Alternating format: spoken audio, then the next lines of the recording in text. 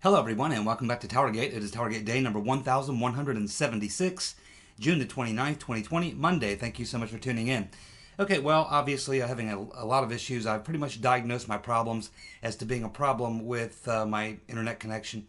So I got to call Spectrum and I'll do that tomorrow, or I should say today, Monday, and get that solved as soon as possible. But you can expect maybe for the next couple of days, or at least wait until I tell you, for things to continue to be very quirky.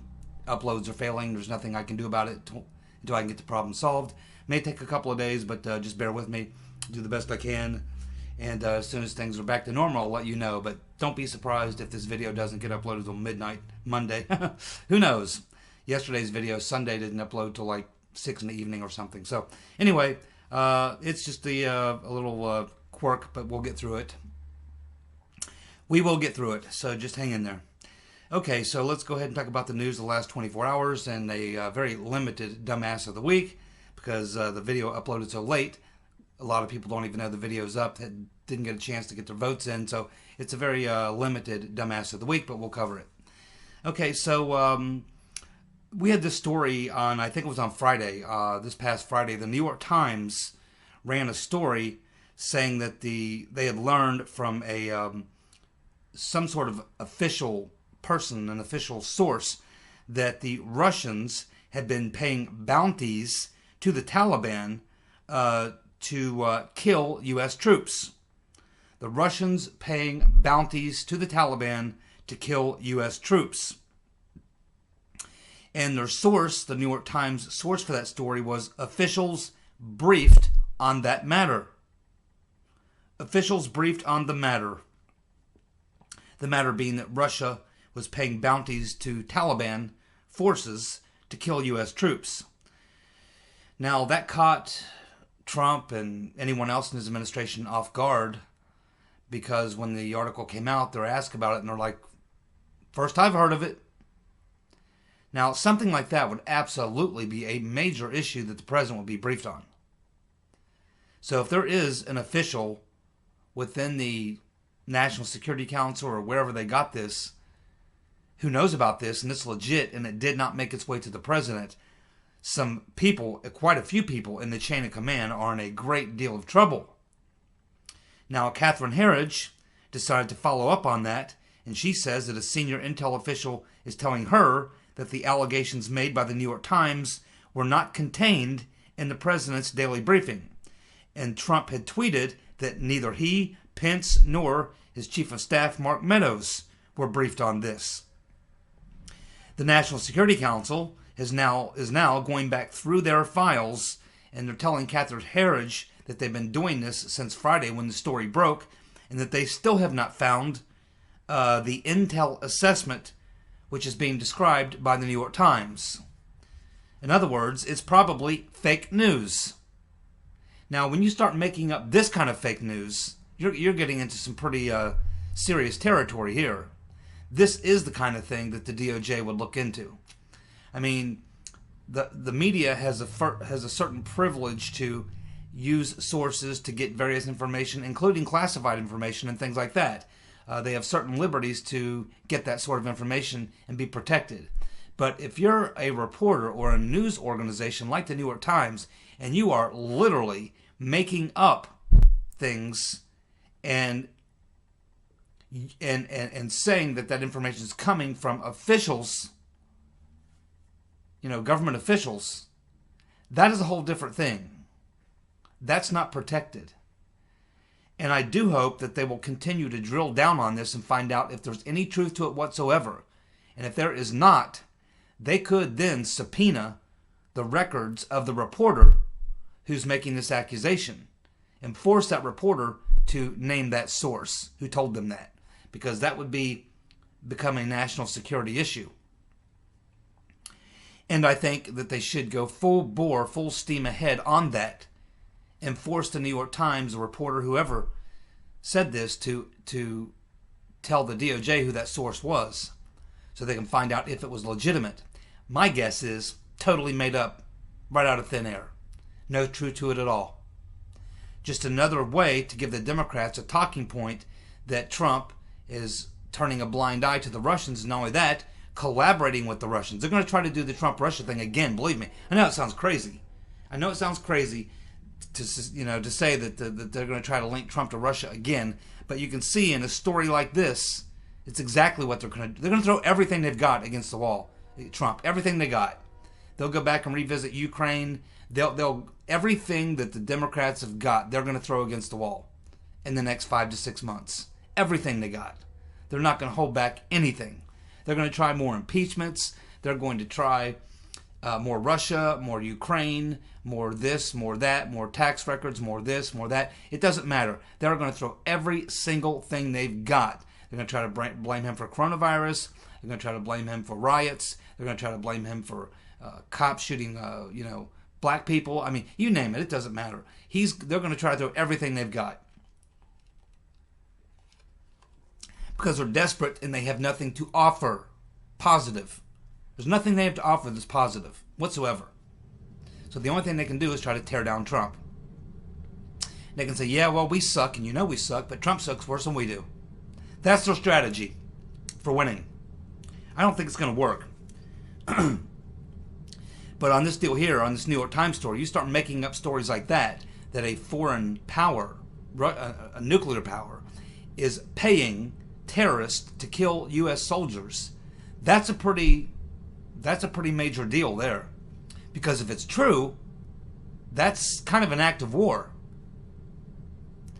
So Trump is not taking the bait. His administration is not taking the bait.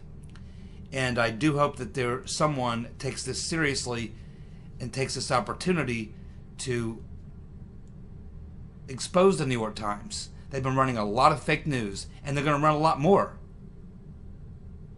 These people need to be stopped dead in their tracks. I would absolutely track this down and find out. And I'm pretty sure this is not true. This doesn't make any sense why the Russians would do that. Or why the Taliban would even deal with the Russians. The Taliban's not really friends of the Russians. So this doesn't make any sense anyway. The story on its face doesn't make any sense. But if this is the kind of crap that they're going to push from the New York Times, they should be forced to back it up and prove it's true. Otherwise, they're just making it up out of thin air, which is what I think is going on here. And making up something like this, pretty serious. And someone needs to pay the price for this at the New York Times. Well, we have been seeing a definite uptick over the last 2 or 3 days, particularly over the weekend since Friday, a major uptick in the number of arrests of these rioters. As Attorney General Barr said, they've got lots and lots and lots of video. So do the local cops. They're going through all this video, identifying these people, tracking them down, and arresting them. They did finally arrest that guy who punched the Macy's store employee. Arrested him. And a lot of these charges that they're charging these people with, they're getting charged with domestic terrorism. They're getting charged with assaulting the cops, defacing monuments. They're getting charged with the type of crimes you go to jail for. Not the types of crimes that you get a hand slap and they release you to mommy and daddy and you pay a couple $100 fine and do some community service. No, these are federal crimes. And some of these young skulls full of mush, these social justice warriors, some of these kids who've never had a spanking in their entire life or been disciplined at all are about to find themselves in a federal prison. And then when they get into federal prison and they try to drop their ridiculous, politically correct nonsense on some felon in the pen, they're going to get their ass kicked. Because that's the political correctness doesn't work in the prison, I can assure you. They don't care about your safe space, or you being offended, or white privilege, or anything else. So yes, a lot of these young social justice warriors are about to get a hard education in life in the federal penitentiary, which is where many of them belong. So we will continue to watch, but yes, lots of arrests over the weekend. You're seeing now they're actually putting the faces of these people out there and wanting people to call in if they can know them, can identify them. They're tracking people down. So yeah, there are a lot of these people who were involved in defacing these monuments, assaulting people, starting fires, looting, rioting, all this stuff. A lot of these people, it may take months and months finally, but I guarantee they'll go through those videos and they'll get as many of them as they can. We're also seeing a pushback as the leftists now try to move into territory that's not friendly territory. They're moving into places like Oklahoma, down in Miami.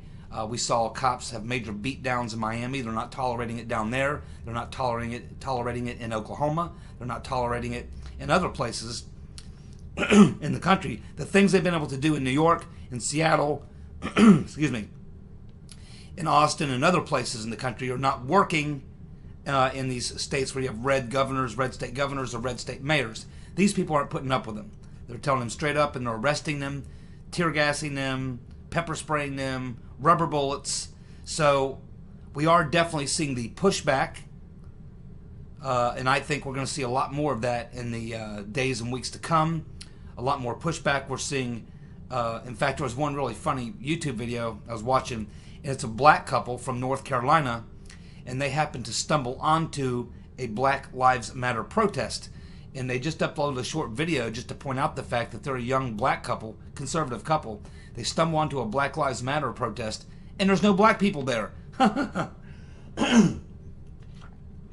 Most of the people and the most obnoxious people involved in these protests are white liberals. Young white liberals. Not blacks.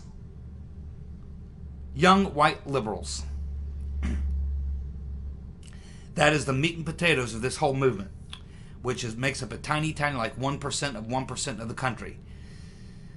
The fact that the media has given them so much play, and the fact that we've had some liberal mayors allow them to run roughshod over the citizens in these communities is the only reason that these people have been as successful as they have been. At any other time, these people would have been put down a long time ago, and this never would have got to the state it's in now. But finally, it's coming to an end. You can see the beginning of the end now. People are pushing back, arrests are being made, and things are about to go the other direction. Now, we did have some mobs marching through Beverly Hills and through the residential district of Beverly Hills, where there's nothing but one mansion right after another in the residential area. And they're shouting, "Eat the rich." Well, it didn't take long for the rich in the mansions in Beverly Hills and the residential district to call the cops. And that word got back to the governor, and of course the cops came in and put the kibosh on that. They ran him out of this residential district in Beverly Hills, on the street of mansions is what they call it. So the cops were called. So there you go. The very leftists out in Beverly Hills who support this kind of crap are the very ones calling the cops when they come down their street. Arrests were made, and it appears now, according to the statement that by, I think, the mayor, that it's all quiet now and the rioters have been run out of town. And the governor has released a statement that all they can do is have peaceful protest and silent vigils or candlelight vigils, but they currently have a curfew. So from 9 o'clock p.m. to 9 o'clock a.m., they're not even supposed to be there. So that looks like what's going on there. Again, you're even seeing pushback in some of these liberal places because the citizens are fed up. They've had enough. And the latest on the CHOP situation, tomorrow morning, or I should say today, Monday morning, assuming this video uploads on Monday morning. It might be Monday night by the time you watch it, but Monday morning, the CHOP barricades are coming down. See, the mayor was forced, because she's being sued by the citizens in that area and the business owners. So she was forced to, Jenny Durkin, Mayor Durkin, was forced to tell them they have to go. Because now you're talking about the money. Okay, that means the tax base. Once the tax base leaves, the business tax base leaves, other businesses that rely on those businesses, they leave. You've lost the business tax base. The residents leave, and now you have a slum. You have a slum. And that's the end of your little town. Mayor Durkin understands this very well. The thing is, she sided with these lefties, and now these lefties know they can walk all over her. So now she's going to have to try to put the foot down, because guess what? Even though she ordered them all to be gone by Monday morning, There's some that are hanging around and they're saying, we ain't leaving till we get what we want. They've given her a list of the things that they want. Most of those things they'll never get. They're not gettable, if you know what I mean. Getting rid of the cops and all this other stuff. So that ain't going to happen, so they're not leaving. So now, Monday morning, Jenny Durkin will be faced with a difficult decision. And that decision is that she is going to have to force those people out. And that means they're going to have to use police force. Because they ain't going to go peacefully. So in the end, she is going to have to end up using force anyway.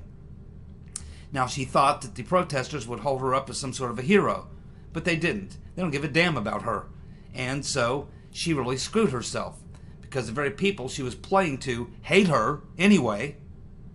And now, if she would have defended the business owners, the people who live there, and not let any of that happen, at least she would have had the respect and admiration and the votes and the support from those people for defending their interest. But she threw them to the wolves. So now they don't like her. And now the people she sided with, the social justice warriors, are going to hate her as well. Everybody will hate her. She loses on both ends because she made a very stupid decision at first. And this is going to play itself out in every one of these places where this has been allowed to happen. It's just a matter of time. People are going to get sick of it. And the mayors and governors who went along with this stuff, thought it would be cool, are finding out that these SJWs are not their friends. So it's backfiring on these blue cities and blue states, and you can see it happening, and we'll just continue to watch and laugh at the stupidity of some of these people. Mayor Durkin. Well, Devin Nunes was on Mario Bartiromo on Sunday morning, and he was saying that maybe it's a good thing that the DOJ has not released the original 302 on Michael Flynn. That being the original interview that was done after Flynn was set up. And Nunes says that this may be a good thing. It may mean that it's because it's in the possession of John Durham and it's part of his investigation and they don't want to let that go. So maybe that is why it has not been released. Because we're pretty sure they've got it. I mean, there has to be... I mean, we know it exists because we know from other evidence that a report was done, a 302 was done after that interview of Michael Flynn. But it's never been produced for Sidney Powell or any of Flynn's attorneys. It's never been produced for anyone who's requested it, none of the congressional committees, but we do know it exists. So therefore, Durham probably has it. And it's probably something that's important to his evidence, and therefore they're sitting on it. Because Jeffrey Jensen certainly would have gone looking for that, would have been one of the first things he would have gone looking for. But for all the stuff that he's discovered and given to Sidney Powell and given to the court and given to the DOJ, given to Durham, the one thing he hasn't produced is the original 302, which we know exists and which we know is very important. So that tells us that Durham probably has it, or Jensen has it, but they're not releasing it because it's important evidence that they're going to use in their case against Comey and McCabe and others. So one of the things that William Barr talked about when he was on that interview with Ted Cruz, in that interview he was asked about the corruption that went on under the Obama administration, particularly 2015, 2016, with the DOJ and the FBI. And Attorney General Barr said the following. I'm going to read the entire quote. It's pretty long. But here's the entire quote from Attorney General Barr when asked about the corruption that went on in 2015-2016 at the DOJ and the FBI. He said, quote, "I think there were many examples of political decisions at the DOJ and FBI during the previous administration. But I think one of the things that have perplexed me about this is that we had one of the largest frauds and injustices in American history conducted during the 2016 election by the Justice Department and the FBI. And right in the center of it, and that was turning the law enforcement and intelligence agencies of the government against the opponent's political campaign. That, as far as I know, has never happened before. It's one of the ultimate dangers in a democratic republic like ours. And the things that I've been criticized for generally are coming in and trying to get to the bottom of that and hold accountable the people that were involved. It's pretty clear. He said it many times in many different ways, and that's as clear as I've heard him say it. He's saying straight out there's no doubt what happened in 2015, 2016, and who the people were who perpetrated it. Making it very clear that they are building a case against the people who did it, and they're going to be held accountable. And I think that's why we have a lot of these riots and coronavirus and everything else.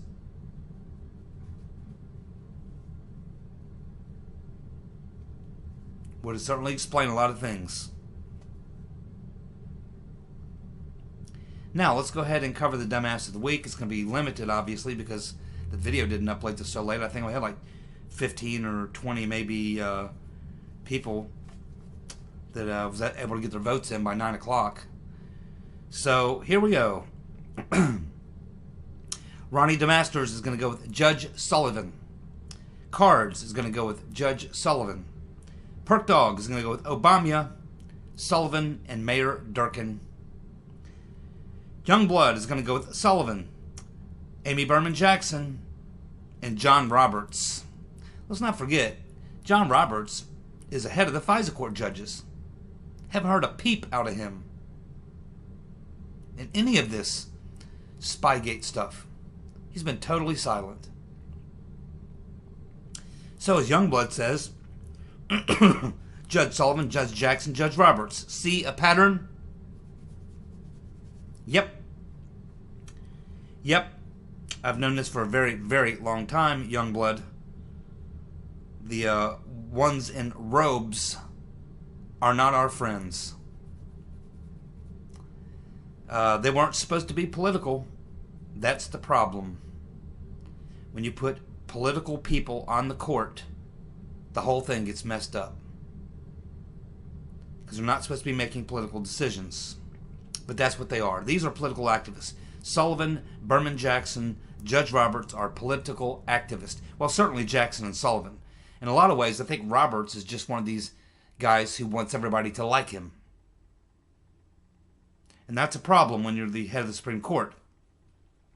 Because you're supposed to rule on the Constitution, not trying to win a popularity contest. He was the wrong guy for that job. Of course, that's what we'd expect from George W. Bush, one of our worst presidents in history. George W. ought to be awfully happy that Barack Hussein Obama came along. Gene Alley will go with my internet provider. That will be Spectrum, Gene, by the way. Yes, Spectrum. Yes, they do suck, and they've always sucked. But I don't have much choice. We have Linda Martin. She's going to go with Judge Sullivan, the mayor of Chicago. Yeah, that's, is that Lightfoot? I think that's who you're talking about. And old Biden. Yep. Very good, Linda. Yeah, that mayor of Chicago's a mess. Trump just sent her a letter letting her know, hey, if you want some help, I'll send in the federal troops. I'll give you whatever resources you need, because your city's a mess. Her city of Chicago has more violence than a war zone.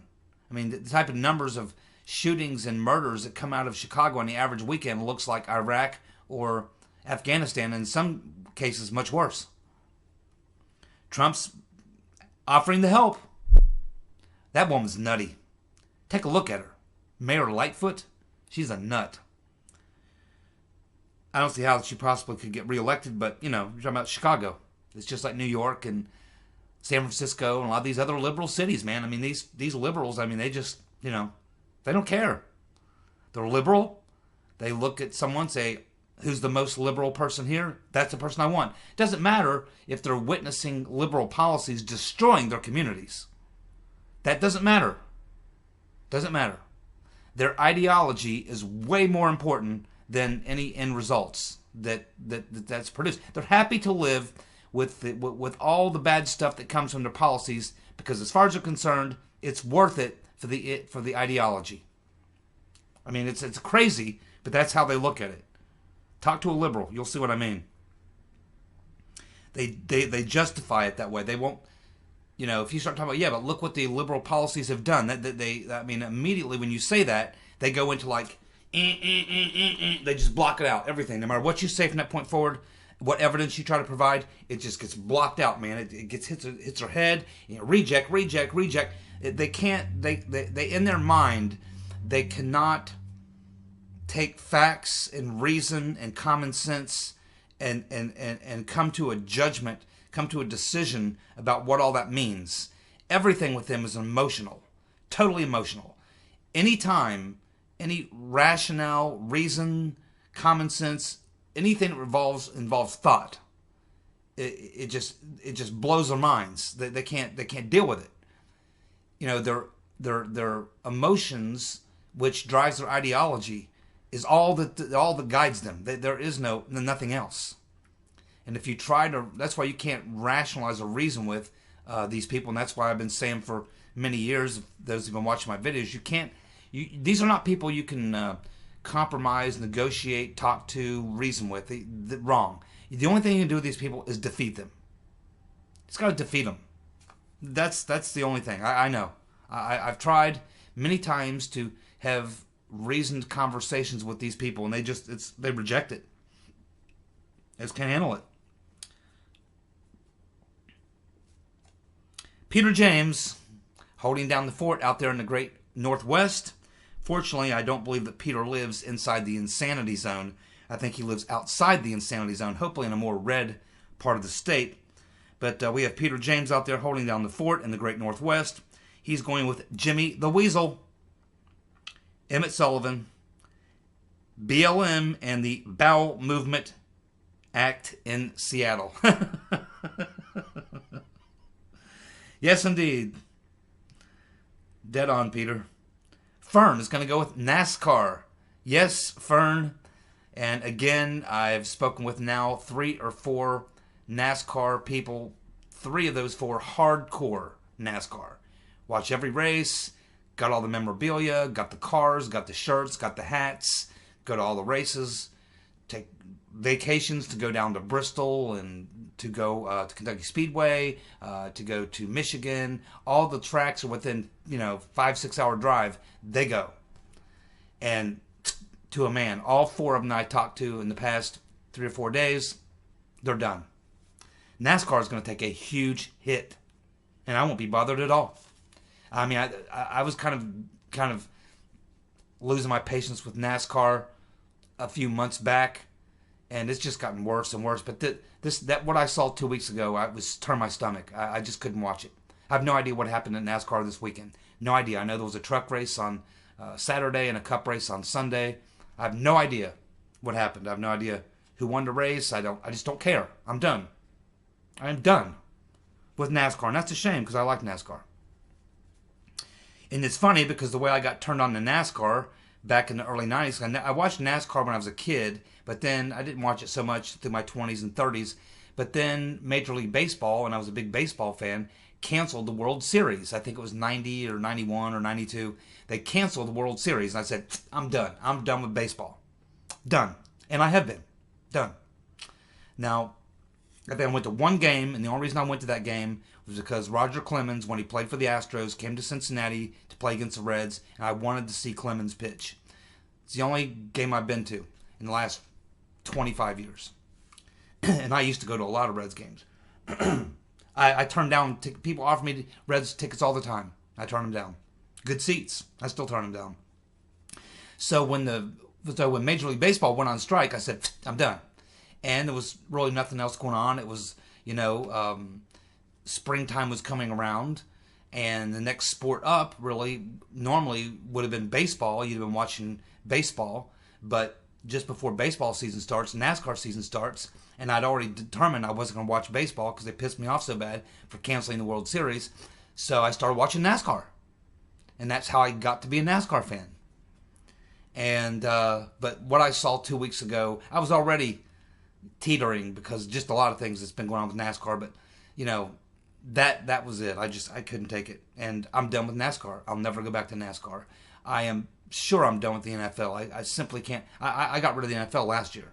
So I've rid myself of baseball. I've rid myself of NASCAR. I've rid myself of football. Fortunately, I'm a musician, and one of my hobbies is getting together with my buddies and doing recording projects and sitting in with guys. So I'm just going to, really, in fact, I'm planning a new solo album project. So I'm just going to focus all my energies on playing music and doing my videos and, hanging out with my friends, doing other things. I'll find something else to do. I mean, there's plenty else to do. I'm done. Baseball, football. I never was an NBA fan, really. Never cared much for hockey. So, really, baseball, NASCAR, and football were the three sports I watched, and I'm done. I'm done. And something tells me I'm not going to miss it. All those extra hours I used to sit watching that shit, I'll find something else better to do that actually benefits me.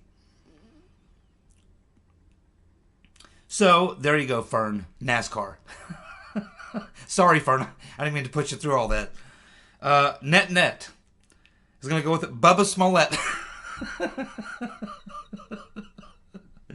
Net. Bubba Smollett. Oh, man. I like that interview with Tucker Carlson. Tucker Carlson could have, had a lot more fun with him than he did. But I think everyone got the message. Jeanette Bateman. Judge Sullivan, Chicago mayor, which I believe is Lightfoot, and Biden. Well done, Jeanette. Stage door Johnny. He's going to go with Black Lives Matter, the leader of Black Lives Matter, for, of course, talking about burning down the cities on Fox News. If we don't get what we want, we're going to burn the thing down. I don't know what these people are thinking. Perhaps someone should remind this leader of Black Lives Matter that you, dude, make up like 1% of 1% of 1% of the country. Yeah, those are not very good numbers to suggest the rest of the country is going to come and burn down everyone else's shit when you make up 1% of 1% of 1%. Not real good numbers. And I'm sure that after doing that interview, this guy's definitely phones are tapped, cops watching everything he does, listening to what he does, find out who's hanging around. This guy definitely put himself on the radar. And look for him to be arrested sometime soon, by the way. Madam Botox, Pelosi galore, for her blaming Trumps for murdering George Floyd, but she calls him George somebody else. She can't remember his name, and neither can I.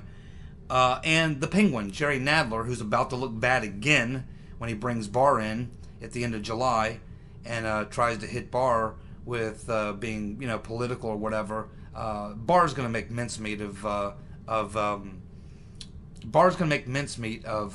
Nadler and the Democrats on that committee, while the Republicans on that committee, which include Jim Jordan and Matt Gaetz, who else is on that committee?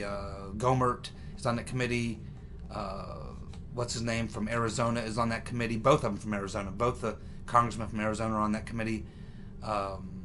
Andy, what's his name, and the woman, Klesko, I think her name is.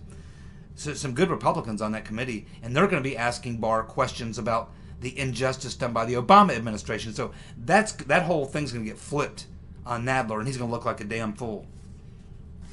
Well, boy, this is going to be kind of tricky. Okay, so we have a bunch of tie stuff going on here for Dumbass of the Week because we had such a limited amount of people that were able to comment because of the late upload.